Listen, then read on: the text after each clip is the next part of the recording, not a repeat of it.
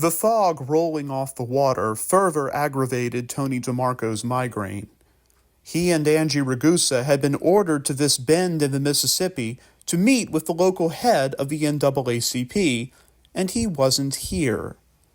Leon wanted the name of the man causing Silver International so much trouble, and experience had taught Tony to avoid Leon's wrath. "Where in the hell is this jerk?" Tony asked.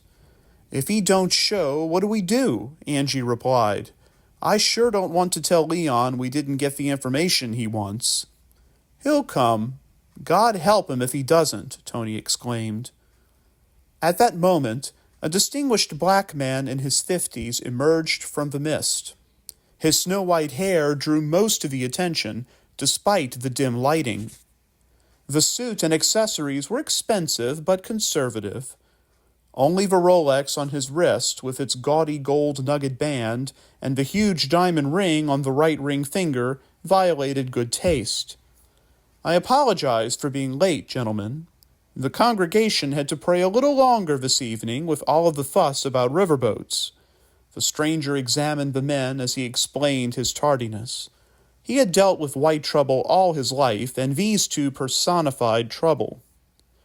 Reverend Joseph Williams was going to sell one of his own sisters to this trash.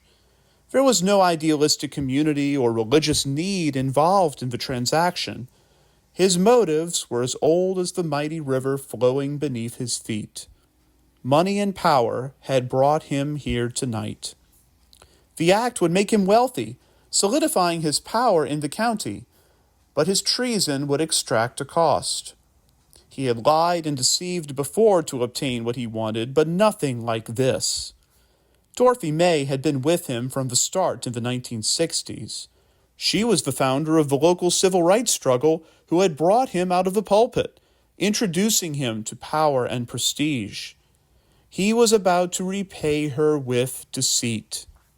The local chapter needed the money these greedy white men would pay to destroy Dorothy May.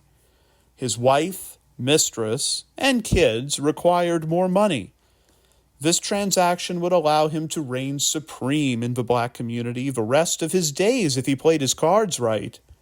Still, like most men searching for salvation, his conscience was rebelling against tonight's duplicity.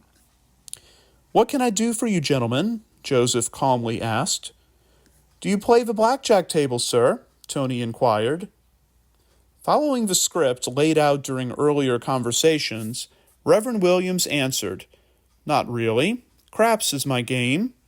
Of course, if you're giving me a solid tip, I'm always open to suggestions."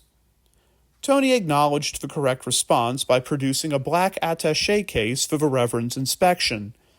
Being a man of God, and trusting in his fellow man's ultimate good, Reverend Williams waved off the inspection, accepting the case unopened. Joseph swallowed his dignity and announced, "Sam Ferguson is helping Dorothy May Swallow hold onto her old family homestead. Old man Sam's a white man who has written proof Jefferson Davis gave Dorothy May's family title to the land when he freed his slaves before moving to Beauvoir in Biloxi. Sam's an old KKK member who's turned. No one knows about it. That's the problem with your casino. She doesn't want to sell, and the county's leading white citizen is helping her." "Why won't she take the money? Our company is offering a hell of a lot of cash for that burned-out 40 acres, Reverend." Tony searched for information. Reverend Williams lowered his head. These were white men and outsiders to boot. How could they possibly understand a woman like Dorothy May Swallow? "She wants to build an African-American museum to honor the memory of all the black folks who suffered, then triumphed in Wilkinson County. It's not about money. You won't be able to buy her."